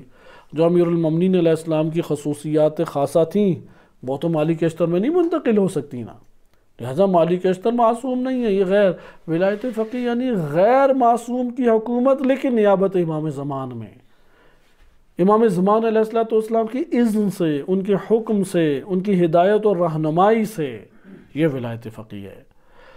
ولایت فقیہ کا نظریہ پیش کرتے ہوئے اب میں چند آپ کے سامنے بیانات پڑھتا ہوں، اس سے آپ کو یہ معلوم ہوا ولایت فقیہ امامت سے آئی۔ امامت نے رہنمائی کیا کہ اپنے اندر تم لوگوں کے درمیان جغرافیائی حدود سے بالا تر ہو کے جو باشرائط فقیہ ہے اگر حکومت سنبھال لے تو حاکم نیابت میں بن سکتا ہے۔ جس طرح فقیہ جو ہے جغرافیائی حدود سے بالا تر ہو کے فتوے میں یہ صلاحیت اور یہ اختیار حاصل کر سکتا ہے کہ وہ فتویٰ دے اور فتوے کے اوپر جو ہیں مکلفین وہ عمل کریں، قاضی جو ہے وہ قضاوت کرے۔ آج عراق میں بیٹھے فقیہ بزرگوار وہ احکام کو مد نظر رکھتے ہوئے میاں بیوی میں طلاق کا حکم دیتے ہیں تو پاکستان یا ہند میں بیٹھے ہوئے جوڑے میں کیا ہو جاتی ہے؟ طلاق ہو جاتی ہے۔ وہ فیصلہ کرے یہ زمین اس کی، فلاں زمین اس کی، زمین تقسیم ہو جاتی ہے۔ اسی طریقے سے ولایت فقیہ میں حاکمیت میں رہنمائی، حاکم کا وظیفہ کیا؟ اس نے رہنمائی کرنی ہے، کوئی روب دبدبہ جا کے تھوڑی اس کے اوپر چلانا ہے۔ اول چیز اس کی کیا ہے؟ رہنمائی کرنا۔ راہبر کی اول ذمہ داری کیا ہے؟ وہ قانون کے اجراء کے لیے رہنمائی، کیونکہ قانون کو جاری تو ادارے کریں گے۔ جہاں پہ قانون جاری کرنے کے لیے ادارہ سازی موجود ہے وہاں تو حتماً قانون جاری ہونا چاہیے، اور جہاں پہ نہیں موجود وہاں پہ ان کی رہنمائی میں ایسے ادارہ سازی کے لیے زمین ہموار کرنی چاہیے۔ لہذا اول وظیفہ راہبریت کا کیا بنتا ہے؟ ہدایت ہے، رہنمائی ہے۔ وہ افراد کو دشمن سے دشمن شناسی کرانا ہے، سرحدوں کی حفاظت کی لوگوں کو ابھارنا ہے، ظلم کے خلاف قیام کرانا ہے، عزت اور آزادی کا درس دینا ہے۔ لہذا راہبریت ہر جگہ جا کے ادارہ نہیں چلا سکتی۔ امام معصوم علیہ السلام ہر جگہ جا کے ادارے نہیں چلائیں گے، ادارے تو اداروں پہ بیٹھے ہوئے صاحبان اقتدار چلائیں گے۔ ان سب کی رہنمائی جو ہو رہی ہے وہ حاکم کی ذمہ داری ہے۔ امام خمینی رحمۃ اللہ علیہ کا آئیں اب ہم چند بیان پڑھتے ہیں۔ اس میں سب سے پہلا بیان جو آپ کی خدمت میں ذکر کیا جائے، اس کے ہمارے پاس ایک ضخیم کتاب اس ٹائم موجود ہے جو امام خمینی رحمۃ اللہ علیہ کے حکومت اسلامی و ولایت فقیہ کے تفکر کے اعتبار سے ہے۔ اس میں بے شمار ہمارے پاس نمونے موجود ہیں، لیکن میں ایک ایک نمونہ وقت کی قلت کی وجہ سے آپ کی خدمت میں پڑھ رہا ہوں تاکہ اساس کو پہچانیں، دین اسلام کی اساس۔ لہٰذا امامت سے پہلے تعلق جوڑیں، پھر نماز کو پڑھیں کہ نماز کا تعلق امامت سے سیکھیں۔ روزہ رکھنے پہلے امامت سے جڑیں، پھر پوچھیں روزہ کیسے رکھوں۔ امامت سے پہلے جڑیں، پھر پوچھیں کہ حج کیسے کروں۔ امامت سے جڑیں پہلے، اس کے بعد پوچھیں کہ دشمن کون ہے۔ امامت اس میں مرکز ہے ہمارے لیے، اس لیے امامت سے پوچھیں کہ کیا توحیدی افکار حقیقی اور صحیح افکار ہیں۔ جو امامت سے قلب جڑا اور اپنے طور پہ صرف اس نے قصیدوں کی حد تک یا تحریروں کی حد تک امامت کو قرار دیا۔ لہٰذا یہ یاد رکھیں کہ اقرار یعنی قصیدوں اور تحریروں کے دائرے میں فقط امامت کو لانے سے کوئی نتیجہ ہمیں حاصل نہیں ہوگا۔ لازم ہے ہمارے لیے کہ تقریروں کے بعد اور تحریروں کے بعد اس کو اپنی عملی زندگی میں قابل عمل طور پہ اس کو سامنے لے کے آنے کی کوشش کریں، تب امامت فائدہ دے گی۔ یہاں پہ بڑے خوبصورت نکات ہیں، آئیں امام خمینی رحمۃ اللہ علیہ کے افکار سے ہم اس جگہ پہ استفادہ کریں۔ ایک جگہ پہ یہ صحیفہ نور جو ان کی کتاب ہے اس میں بھی یہ درج ہے۔ امام خمینی رحمۃ اللہ علیہ فرماتے ہیں کہ مدتی کے مکے بود، نبی صلی اللہ علیہ وسلم جس مدت مکے میں تشریف فرما تھے، حضرت صلی اللہ علیہ وسلم مکے میں ایک حکومت کو تشکیل دینے کی توان نہیں رکھتے تھے، اسباب ان کے لیے فراہم نہیں ہوئے، لیکن مشغول اس بات میں تھے کہ ایسے افراد کو جمع کریں اور ایسے اسباب کو جمع کریں جس کے ذریعے سے حکومت آ جائے۔ یہ بہت ضروری ہے، شیعہ کے لیے یہ بات بہت ضروری ہے کہ اس تناظر میں تاریخ اور سیرت کا مطالعہ تو کرے، ہر چیز کو اٹھا کے معجزات کے باب میں نہ رکھ دے، ہر چیز کو اٹھا کے معجزات کے، مثلا ہارون مکی کہ ان کی صورت یہ تھی کہ حسن بن سہل جو ہے، حسن اصفہانی، وہ امام صادق علیہ السلام کی خدمت میں آئے، کہا کہ یا امام آپ ابھی تک بیٹھے ہیں، اتنے تلواریں آپ کے لیے ہیں۔ بڑا اس نے شور مچایا اور تھوڑا سا امام کو جذباتی کرنے کے لیے بعض سخت جملے بھی کے جو شان امامت کے سامنے بیان کرنے کے قابل نہیں ہیں، لیکن چونکہ اندر سے بہت مخلص تھا امام نے اسے کچھ نہیں کہا۔ تو امام نے جب اس کے جذباتی پن کو دیکھا، کہا کہ جو تم کہہ رہے ہو واقعاً ایسے ہی ہے؟ اس نے کہا واقعاً ایسے ہیں، آپ اشارہ کریں، اپنے تلواریں نکال کے اپنی جان ہتھیلی پہ رکھ کے آپ کے سامنے آ جائیں گے، آپ کیوں یہاں پہ بیٹھے، خروج کریں اور یہ حکومت تواغیت سے لے لیں۔ امام علیہ السلام نے باتیں پھر ادھر ادھر کی کہ تمہارے گھر بار کیسا ہے، بیوی بچے کیسے ہیں، تو ادھر سے کنیز کو کہا کہ تندور جلاؤ۔ تندور جب جل گیا اور انگارے بن گئے تو کہا کہ اس کے اندر جا کے بیٹھ جاؤ۔ وہ کہا کہ اس میں بیٹھ جاؤ، یہ کیسا حکم ہے؟ بیٹھا تو میں تو گیا اس دنیا سے، میرے بیوی بچے بھی ہیں، پیچھے میں نے انہیں کچھ بتایا بھی نہیں ہے۔ تو امام علیہ السلام نے پھر کہا کہ نہیں زیادہ پریشان نہ ہو، پھر آگے پیچھے باتیں کی۔ اتنے میں ہارون مکی آئے، جوتی انہوں نے اتاری، امام نے فرمایا کہ جاؤ تندور میں بیٹھ جاؤ، بھاگے بھاگے گئے تندور میں جا کے بیٹھ جائے، جوتے ادھر ہی پھینکے انہوں نے، اور کنیز نے سے کہا کہ اس کے اوپر ڈھکن دے دو، ڈھکن دے دیا۔ اب ان سے پھر باتیں کرنے شروع کر دیں۔ اب وہ جو اصفہانی مرد اصفہانی تھا بار بار اس طرف دیکھے، امام کی طرف دیکھے، ادھر دیکھے، امام کی طرف دیکھے۔ پھر امام نے تھوڑی دیر باتیں کرنے کے بعد اشارہ کیا، ہارون مکی کرامت امام سے زندہ نکل آئے۔ یہ نہ سمجھے ہمیشہ زندہ نکل آئیں گے، کیونکہ وہ حقیقی شہید ہونے ہی گئے تھے تو زندہ نکل آئے، کیونکہ حکمت الہی و مشیت الہی یہ تھی کہ ابھی نہ شہید ہوں، وَإِلَّا ممکنہ کوئلہ ہوتے ان انگاروں سے ایک انگارہ ہارون مکی ہوتا۔ تو پھر امام نے کہا کہ اس جیسے کتنے ہیں، اس جیسے صاحبان اطاعت کتنے ہیں؟ کہا کہ اس جیسے تو میں نے اپنی زندگی میں نہیں دیکھے، کہاں سے یہ ڈھونڈ کے لاؤں؟ اور یہ تو صحیح سند واقع امام صادق علیہ السلام کا کہ وہ شور اسی طرح سے راوی نے آ کے مچایا، اور اب اس واقعے کو ہمارے محدثین نے کہاں پہ رکھا ہے؟ آپ کتابوں میں تلاش کریں جا کے، یہی واقعہ آپ کو امام صادق علیہ السلام کے معجزات میں یہ واقعہ نظر آئے گا۔ لہذا امام خمینی رحمۃ اللہ علیہ نے بیان کیا، ساری چیزیں اوپر عنوان دیکھ کے مت ہمیشہ پڑھو، دیکھے تو صحیح کہ اس کے اندر کیا سیرت امام صادق علیہ السلام ہے۔ وہ جمع کرنا چاہتے ہیں اسباب، وہ جمع کرنا چاہتے ہیں افراد تاکہ حکومت کو قائم کریں۔ حکومت کو فرقہ واریت کے لیے نہیں قائم کرنا چاہتے، حکومت کو ایک فرقے کی حکومت کے لیے قائم کرنا نہیں چاہتے، حکومت کو اللہ کے قانون کے جرا کے لیے چاہتے ہیں، اور اللہ کوئی حکومت سے نہیں ہے۔ پاکستان کے اندر یہ اس ٹائم فرقہ واریت کی آگ بھڑکا کے انہوں نے کیا ہے، ہر دوسرا بندہ یہی سوچتا ہے کہ یار اگلے کے ہاتھ میں آئی قانون الہی جاری ہو نہ ہو، اس کا فرقہ تو جاری ہو جائے گا ہمارے اوپر۔ وہ پھر کہتا ہے نہیں بھائی یہ کیوں سپہ صحابہ کا فرقہ کیوں آئے؟ سپہ صحابہ کہتے ہیں کہ فقہ جعفری کا فرقہ کیوں آئے؟ اور فرقہ واریت کی آپ آگ بھڑکاتے چلے جائیں، اجرائے قانون اتنا سخت سے سخت تر ہوتا چلا جائے گا، بالآخر وحدت کی طرف آگے ایک سفر چلنا ہوگا۔ اسی طرح امام صادق علیہ السلام کے پاس آ کے خوب اس نے شور مچایا، امام نے منگوایا جانور، گھوڑا اور خچر تھا، خود خچر کے اوپر سوار ہوئے اور اسے اچھے جانور پہ سوار کر کے آگے چلے۔ نماز کا ٹائم ہو گیا، کیونکہ اس نے بڑا کہا کہ امام علی علیہ السلام کے پاس اگر آپ جیسے اتنی تعداد ہوتی تو وہ تھوڑی اپنے گھر میں بیٹھتے، آپ کے لیے جائز نہیں ہے کہ آپ اس طرح سے وہ باتیں اس نے کی، آپ کیسے گھر میں بیٹھے ہوئے، آپ کے لیے صحیح نہیں ہے اس طرح سے بیٹھنا، نکلے خروج کریں۔ امام نے نہیں اسے جواب دیا، دیکھا کہ وہاں پہ سیم تھور والی جگہ ہے، نماز کا ٹائم ہو گیا ہے، فرمایا کہ نہیں ادھر نہیں پڑھی جا سکتی۔ اس سے اب فقہی استنباط ہمارے فقہا کرتے ہیں، جو آپ توضیح المسائل میں پڑھتے ہیں کہ سیم تھور والی جگہ پہ سجدہ نہیں ہوتا اس لیے نماز نہیں ہوتی ادھر، تو امام وہ کہاں سے کہتے ہیں؟ اسی روایت سے جو میں آپ کی خدمت میں عرض کر رہا ہوں۔ آگے چلے گئے، ادھر سرخ مٹی تھی، زمین تھی یا خاکی، ادھر نماز پڑھی، تو وہاں پہ جب نماز کے لیے اترے ہیں جانور سے تو ایک چھوٹا سا غلہ بھیڑ بکریوں کا چراوا چرا رہا تھا، تو اس نے دیکھا، اور دیکھنے کے بعد امام نے نماز شروع کر دی۔ نماز کے بعد ختم ہوئے تو امام نے فرمایا ذرا گنو کتنی ہیں یہ؟ دیکھا اس نے ایک ایک کر کے کہ یہ تو 17 ہیں۔ امام نے فرمایا اگر 17 بندے بھی میرے ساتھ ہوتے واقعی معنی میں تو میں گھر میں نہ بیٹھتا، خروج کرتا۔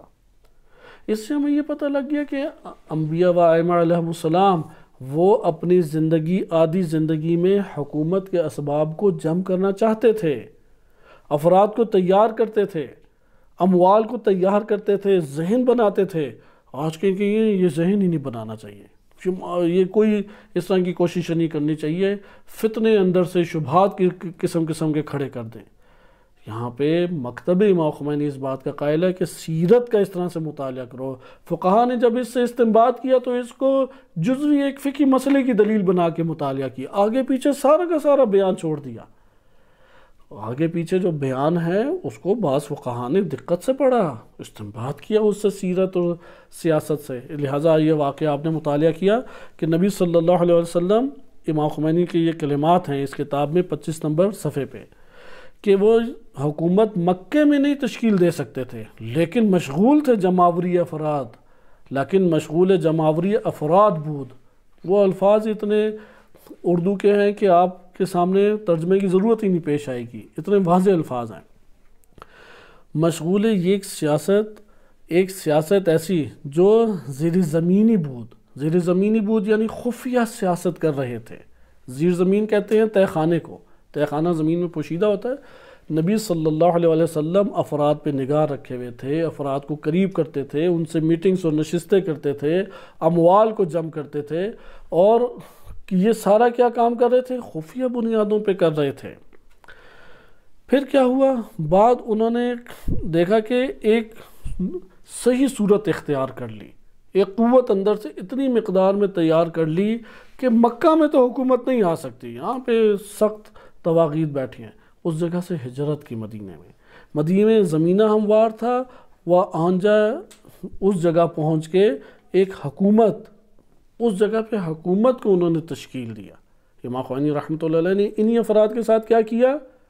حکومت تشکیل، یعنی امام خمینی نے سب سے پہلے مدینے میں آ کے حکومت بنائی تھی یا مسجدوں کا سلسلہ بنانے کا شروع کیا، خانوادوں کو آباد کیا، تعلیمی ادارے کھولے اور دیگر ہسپتال انہوں نے کھولے، ایک بڑا لشکر انہوں نے تیار کیا۔ کیا پہلے انہوں نے کام کیا؟ سب سے پہلے آ کے نبی صلی اللہ علیہ وسلم نے حکومت کی تشکیل دی مدینے میں۔ کن افراد سے؟ اگر نبی صلی اللہ علیہ وسلم کے ذہن مبارک میں پہلے سے حکومت کا تصور نہ ہوتا، مدینے میں ہو سکتی تھی؟ آپ تاریخ اٹھا کے دیکھیں، اس جزیرے عرب کے دائیں طرف ایران کی طاغوتی حکومت قائم تھی، بائیں طرف روم کی عیسائیوں کی طاغوتی حکومت۔ انہوں نے وسط جزیرہ عرب میں اس وجہ سے ان قبائلی بدوؤں کو چھوڑا ہوا تھا کہ یہ لوگ کوئی حکومت قائم نہیں کرتے، اپنے قبائل کی ایک چار دیواری بنا کے بس اونٹوں اور بھیڑ بکریوں کے ساتھ گزارا کر کے زندگی بسر کرتے ہیں۔ اس لیے چونکہ حکومت کا تصور نہیں تھا عرب قبائلوں میں، سب سے پہلے نبی صلی اللہ علیہ وسلم نے اس جگہ پہ قبائل کو جوڑ کے ایک حکومت کا تصور پیش کیا، اور وہ حکومت اس طریقے سے چونکہ خالص بنیادوں پر تھی، توحید کی بنیادوں پر تھی، حق اور حقیقت کی بنیاد پر تھی، اس لیے دونوں طرف کی سپر پاور کو کھا گئی، دونوں طرف کی سپر پاور اس سے شکست کھا گئی۔ لہٰذا آپ نے ملاحظہ کیا کہ یہ جزیر عرب تھا کہ حکومت کا تصور پہلے پیش کیا کہ حکومت کے ذریعے سے مسجد، اس لیے بعض مسجدیں نبی صلی اللہ علیہ وسلم نے گرائی تھیں یا نہیں؟ بنائی تو ہمیں پتہ ہے، مسجد قباء بنائی، کئی مسجدیں بنائی، مسجد نبوی بنائی، کوئی مسجدیں گرائی بھی یا نہیں؟ قرآن نے آ کے بتایا مسجدیں بعض گرائیں۔ کون سی مسجدیں گرائیں؟ مسجد ضرار، کیا ضرر دیتی تھی وہ؟ ایک فرد کو ضرر دیتی تھی یا معاشرے کو ضرر دیتی تھی؟ بس اگر قریبی افراد، صحابہ کا درجہ رکھنے والے افراد کوئی مسجد بنا دیں اور وہ مسلمانوں کے معاشرے اور حکومت کو ضربہ لگائے، وہ مسجد کیا ہے؟ مسجد ضرار ہے۔ فرقہ واری سے ہٹ کے اس کو مت دیکھیں۔ اس لیے امام خمینی رحمۃ اللہ علیہ نے فرمایا کہ انہوں نے وہاں پہ آ کے مدینے میں ایک حکومت تشکیل دی۔ پھر آگے بیان ہے کہ الگ سے یہاں پہ آئیں ایک دو اور بیان کر کے ہم دیکھتے ہیں۔ اسلامی جمہوریہ کہ انشاءاللہ اس کے اوپر جو ہماری کل گفتگو ہوگی، ہم اسلامی جمہوریہ کے عنوان سے رکھیں گے۔ اس کا کیا امامت و ولایت فقیہ سے تعلق؟ کیوں اس کا نام اسلامی جمہوریہ رکھ دیا گیا؟ اس عنوان سے آپ کی خدمت میں مطلب پیش کرنا تھا، لیکن یہ کل کے درس میں انشاءاللہ ہم کریں گے۔ اختتام پہ میں ایک اور چیز کہ ملت گرائی اور مقابل اسلام۔ امام خمینی رحمۃ اللہ علیہ نے ایران میں ایرانیت کی ملیت اور ایرانیت کے خلاف واقعی معنوں میں قیام کیا، شدت سے اس کی نفی کی۔ لہذا میں آپ کی خدمت میں ادھر سے صفحہ نمبر 67 سے آپ کی خدمت میں چند کلمات پڑھ رہا ہوں کہ کہتے ہیں کہ آپ فکر کریں، فکر مکتب اسلام کی فکر کریں۔ یہاں سے میں ایک ٹکراؤ آپ کی خدمت میں بیان کروں گا جو موجودہ دور کا ہے، کیونکہ الحمدللہ مکتب تشیع اس وقت 44 سال حکومت اسلامی نیابت امام زمان علیہ السلام کے گزار چکا ہے، اس لیے ماضی والی صورتحال نہیں ہے۔ اب ذہن کھل چکے ہیں، تحریریں آمادہ ہیں، ایک ہمارے پاس فہرست طولانی کہ جنہوں نے قربانیاں دی اور خالص اسلام کے نام پہ قربانی دی ہے، ان کے اندر کوئی ملیت، ان کے اندر وطنیت اور ان کے اندر مفاد، اس طرح کی کوئی چیز ان کے قلوب میں نجاست لے کے آئی بھی نہیں تھی۔ انہوں نے خالص اسلام کی بنیاد پہ قربانیوں کا سلسلہ رکھا، جس کی رونقوں سے آج پوری دنیا میں حرم اہل بیت علیہ السلام منور ہیں۔ حرم اہل بیت علیہ السلام ہمارے قیل قال سے تو منور نہیں ہیں، جن کے خون کی روشنائی سے منور ہیں وہ شہداء ہیں۔ انہوں نے واقعاً اہل بیت علیہ السلام کے لیے اپنے خون کو بہایا، اور اس خون کو اللہ نے اتنا منور کیا ہے کہ پوری دنیا سے آج بھرپور امنیت کے احساس کے ساتھ تشیع کی فتح اور تشیع کے سرخرو چہرے کو دیکھتے ہوئے وہ آتے ہیں اور زیارت کا شرف حاصل کر کے جاتے ہیں۔ آگے دیکھیں کہ مکتب اسلام کی فکر کرو، 66 نمبر صفحے پہ ہے، کہتے ہیں کہ اسلام کو تقویت پہنچاؤ، احکام اسلام کو عملی طور پہ جاری کرو، کہ اسے پیادہ ہونا چاہیے، یعنی عملی طور پہ جاری کرو۔ یہ نہیں ہونا چاہیے کہ ملیت را احیا بکن، کہ ملیت کو تم نہ ادھر احیا کرو، ایرانیت، پاکستانیت، افغانیت، ہندیت، فلاں فلاں یہ نعرے نہ لے کے آؤ۔ تمہیں اس کو احیا کرنے کے بجائے اسلام کو احیا کرنا چاہیے۔ کہتے ہیں کہ آنہا کے می گویند کہ ماں ملیت را می خواہیم احیا بکنیم، کہ یہ لوگ جو یہ کہتے ہیں کہ ہم ملیت چاہتے ہیں، ہمیں تو بھائی پاکستانیت اچھی لگتی ہے، افغانیت اچھی لگتی ہے، ایرانیت اچھی لگتی ہے، اس لیے ہم اسی کو زندہ کرنا چاہتے ہیں۔ کہتے ہیں آنہا مقابل اسلام استادند، یہ اسلام کے مقابلے میں کھڑے ہیں۔ ظاہری طور پہ وہ شیعہ کا نام لیتے ہیں، ظاہری طور پہ عزاداری کرتے ہیں، بڑے بڑے ہمارے بھی پاکستان میں الحمدللہ جوان مرد موجود ہیں، بڑا وزنی علم حضرت عباس علیہ السلام کا اٹھا لیتے ہیں۔ ٹھیک ہے، اٹھانا چاہیے، علمدار کے ہاتھ میں علم ہونا چاہیے قوم اور ملت کا۔ ایران کے اندر اس سے کئی گنا وزنی علم اٹھاتے ہیں، وہ تھوڑا بیلنس کرنا ہی بڑا مشکل ہوتا ہے، اتنا انہوں نے وزنی بنایا ہوا ہے۔ اسی قبیل کے جو یہ والے علم اٹھاتے تھے، انہی میں سے بہت سارے افراد ایسے آگے کہتے ہیں نہیں ہمیں ایرانیت چاہیے۔ جیسے ابھی انڈیا میں انہوں نے پاکستان کے خلاف قصیدے بنائے اور امام حسین علیہ السلام کا پرچم انڈیا کے پرچم کے ساتھ جوڑ دیا۔ یہ تصور ملیت کا یہاں تک پہنچائے گا۔ ہر قوم کیا کرے، امام ابھی جیسے برہم حسینی آپ نے دیکھا ہوگا انڈیا میں، انڈین لوگوں کو بیوقوف بنانے کے لیے ان کی حکومتوں کو کوئی زیادہ پیسہ نہیں خرچ کرنا پڑتا، وہ ایک شبہ چھوڑتے ہیں، ایشو جسے کہتے ہیں، وہ اس کے پیچھے پیچھے چلتے رہتے ہیں۔ ایک بڑی انہوں نے خوبصورت، کیونکہ فلم انڈسٹری بیٹھی ہوئی ہے ادھر، ایک بڑا کلپ بنایا کہ امام حسین علیہ السلام کے لیے ہندو سکھ نکلے بڑھ کر، اور انہوں نے عزم کیا تھا کہ امام علیہ السلام تک پہنچے اور سارے یزیدیوں کا سر اڑا دیں۔ جب پہنچے تو سارے شہید ہو چکے تھے۔ ان سے کہے کہ ٹھیک ہے کہ آپ ان کے مدد کے لیے نکلے تھے، لیکن امام حسین علیہ السلام کا جھگڑا جس یزید سے تھا وہ تو ادھر بھی موجود ہے جہاں سے آپ آ رہے ہیں، اس یزید کے خلاف تو نہیں آپ نکلتے۔ اس لیے حسینی برہمن جو ہے، برہمن جو ان کے زوات ہیں، اس میں ایک بڑا طبقہ اسی طریقے سے حکومت کی ہر صورت میں انڈیا میں بیٹھے حمایت کرنا۔ بیچی بھی، یا کیا اس حکومت کا نام ہے کہ بی جے پی، کہ اس کے ساتھ جو ان کے الحاق ہیں اس میں علماء ایک بڑی تعداد میں شریک ہیں۔ کون سے علماء؟ جو خود اس حکومت کے عنوان سے آگے بڑھنا چاہتے ہیں۔ لہٰذا ملیت گرائی دیکھیں کہاں پہ افراد کو لے آتی ہے۔ اگر خالص مکتب امام خمینی کو پڑھے ہوں یہ والی بات نہیں کریں گے، یعنی قصیدے بنائے امام حسین علیہ السلام پہ، وہاں پہ ایک اسلامی ملک کی توہین کرنا شروع کر دیں۔ قصیدے بنائے امام حسین علیہ السلام کے اوپر اور اپنے پورے ہندوازم کو وہ ادھر جاری کرنا شروع کر دیں، پورے ہندو تعصب کو جاری کرنا شروع کر دیں۔ اسی طرح ایران میں انہوں نے کہا کہ یہ جو ہمارے ممالک میں بیٹھے ہوئے ظاہری طور پہ صرف رسم عزاداری کو انجام دیتے ہیں اور پھر ملیت کی باتیں کرتے ہیں۔ اگر کوئی ملیت کی بات کرتا ہے، آنہا مقابل اسلام استادند، اسلام آمادے است۔ اسلام کیوں آیا ہے؟ وہ اس وجہ سے آیا ہے کہ یہ جو نامربوط نعرے لگاتے ہیں، جس کا انسانیت اور اسلام سے کوئی تعلق نہیں ہے، ان کو اٹھا کے سائیڈ پہ کرے۔ یہ جو افراد ملی ہیں، بے درد ماں نمی خوران، یہ ہمارے کسی کام کے نہیں ہیں۔ یہ بندے جو وطن ہر ٹائم شور مچائے رکھتے ہیں، یہ آپ پاکستان کے اندر بھی دیکھیں، سب سے زیادہ جنہوں نے نقصان پاکستان کو اٹھایا ہے یہ والے نعرے لگانے والے ہیں۔ یہ ANP بیٹھی ہوئی ہے خیبر پختونخوا میں، بلوچستان کے اندر جتنے مسائل کھڑے کرنے والے ہیں یہ بلوچ فیڈریشن اور اس کا نعرہ لگاتے ہیں۔ بنگلہ دیش پورا کا پورا اسی ملیت اور قومیت کے نام پہ ہم سے جدا ہو گیا۔ آج اسی کے نام پہ اگر آپ کہیں کہ یہ سب سے بڑا شعار ہے دفاع کرنے کا، یہ سب سے بڑا شعار ہے پاکستان کے اندر سارے امور انجام دینے کا، اس کا خمیازہ آج پاکستان میں آپ بھگت رہے ہیں۔ یہ تو دوسری اور پہلی جنگ عظیم کے شعار تھے جس نے پوری انسانیت کو برباد کیا۔ لہٰذا امام خمینی رحمۃ اللہ علیہ پھر آگے کیا بیان فرماتے ہیں؟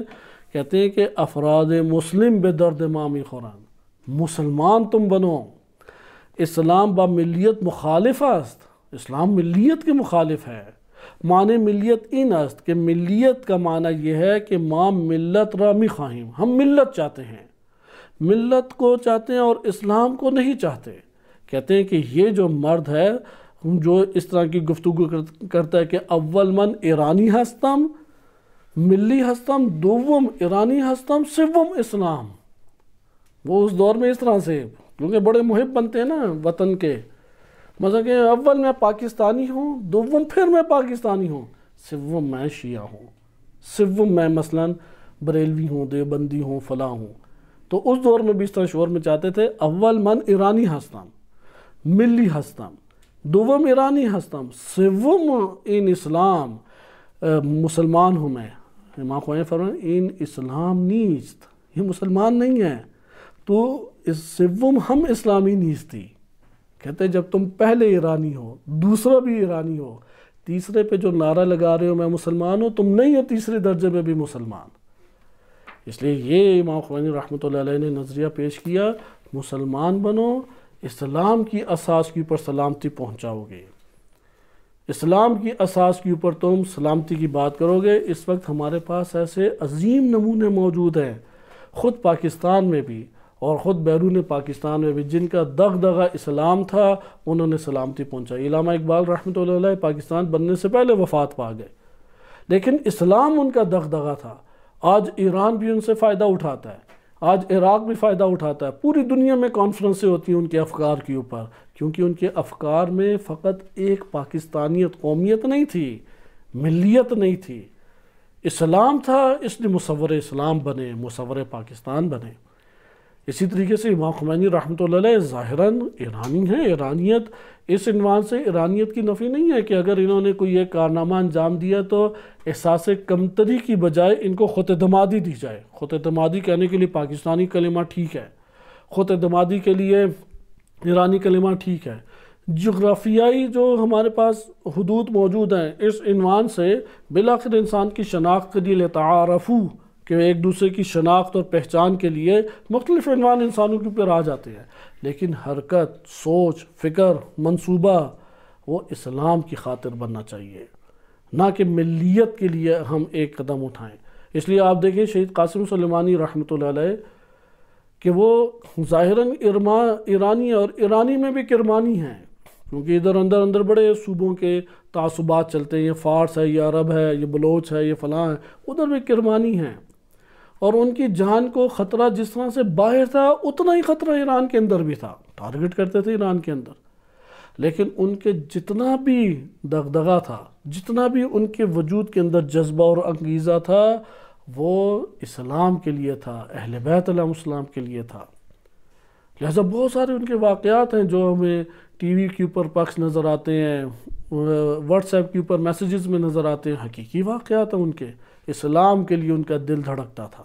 لہذا جب اسلام کے لیے دل دھڑکتا تھا تو وہ سلامتی کی بات کرتے تھے، دہشت گردی کی نہیں. ابھی مثلا سعودی عرب اور ایران کا آپس میں معاہدہ ہوا ہے کہ خدا کرے یہ معاہدہ عملی صورت میں بھی کامیاب ہو، کہ جیسے حاجی حضرات ادھر گئے ہیں تو تمام ممالک میں ایرانیوں کا انہوں نے بڑا شاندار استقبال کیا، لیکن اندر ہی اندر خیانتیں بڑی چل رہی ہیں. وہ بھرپور طریقے سے ابھی تک عمل نہیں ہے، لیکن ان کا توافق کرنا وہ بہت بڑی ایک بات ہے.